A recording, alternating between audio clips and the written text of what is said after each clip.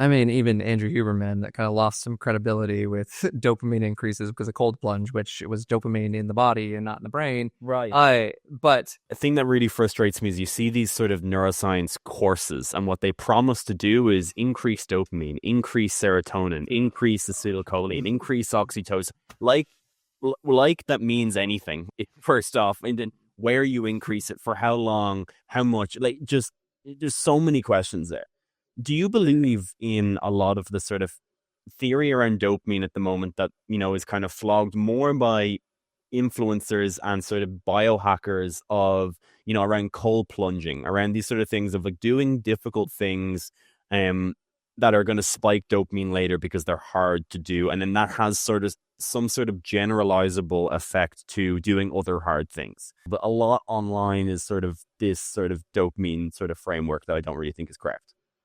I mean, even Andrew Huberman that kind of lost some credibility with dopamine increases because of cold plunge, which it was dopamine in the body and not in the brain. Right. But I I have a really tough time with this because it's very reductionist, right? Yeah. It's trying to reduce an entire experience down to a single compound in the brain. And like what most people need to keep in mind is that whenever you're increasing dopamine, you are also increasing lots of other neurotransmitters at the same time, because all of these systems are dynamic and interconnected with one another, right? It's like there's so many drugs that you'll see that they don't increase dopamine themselves, but they increase dopamine because they inhibit GABA neurons that are supposed to be stopping the dopamine from releasing. And so then that's increasing the dopamine. Like what we're trying to accomplish as organisms is a sense of homeostasis. We're trying to find that balance of neurochemical that's going to allow us to survive in a way that doesn't put us in any one extreme,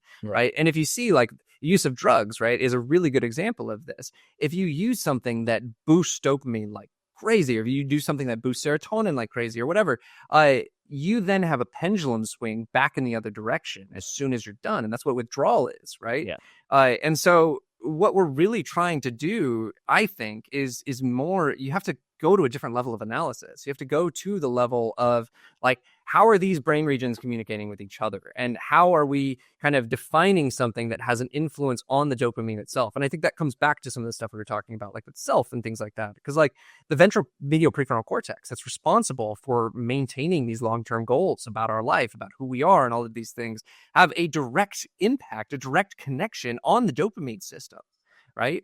And so like you can try to do these like short-term hacks that you want to like to kind of get that desire feeling or whatever you want, but ultimately I think the best way to do it is more in the realm of kind of the humanities, more in the realm of trying to figure out who you are and what you want, defining these things for yourself, rather than trying to hack some systems that we really don't know enough about. Yeah. Like we don't know how they work.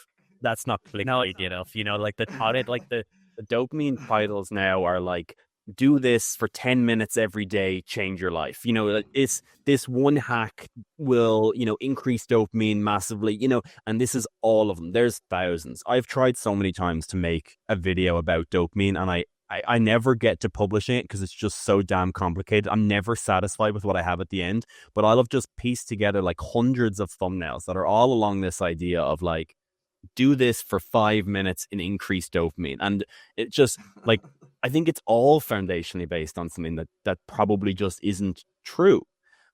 What do you think are other dopamine myths? Because dopamine's a marketing term now more than it's been co-opted as a marketing term, really. I think one of the biggest myths that I try to expel with just my students in general and with anybody is to really start thinking more like constructively and more critically about the scientific process, about like these claims that are being sold to you around any of these neurochemicals, around anything related to the brain, is built on correlative work. So it's people doing correlations, like they see there's an increase in dopamine that's associated with this thing. Most of the dopamine work that we do is actually with rats, because studying dopamine in humans is incredibly hard and incredibly expensive. To stick someone in this noisy, expensive donut that really can't give you a fine-grained, like detailed, like description of what is actually happening, right? When you look at an MRI like image,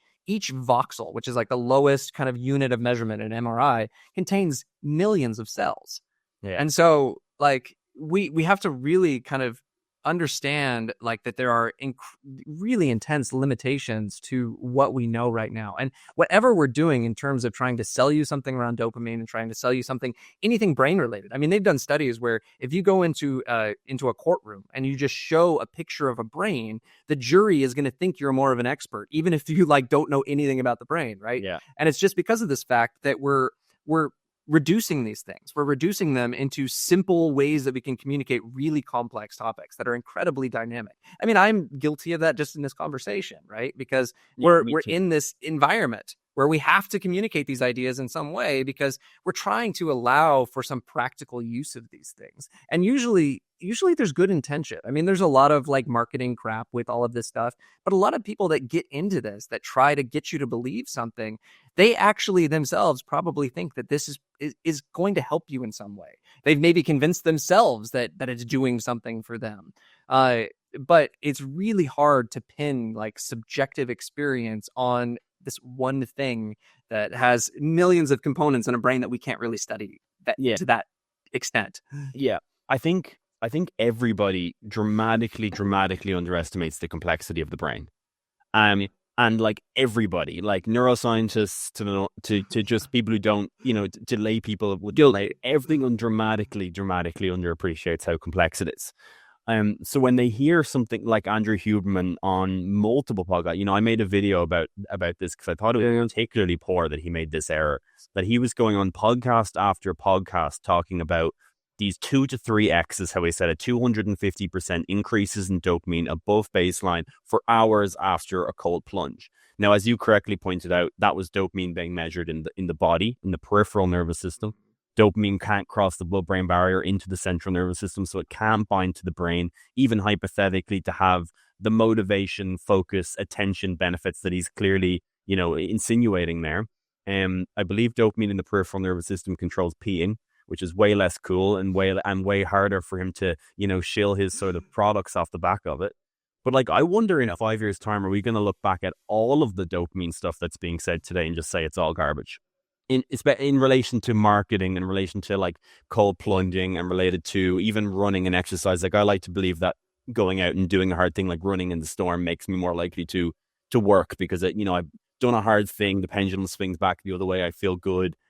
But I wonder, like, is it all just built on this very overly simplistic model that everyone is dramatically underappreciating how complex it is? And maybe computational models is really the only way that we can truly get to the bottom of how dopamine and serotonin interact. So there's something that I don't want to throw the baby out with the bathwater here, that like we do know things about dopamine, right? And I like to, whenever we're thinking about anything that's dynamic, right? Anything that has a lot of moving pieces that are constantly changing with a temporal component, it's really hard to predict how any of those individual things is going to react. So let's take weather, for example, right? It's really hard to predict how individual molecules of oxygen are going to bounce into each other to create the right kind of components for a storm to be this or that, like the pressure system, all of this.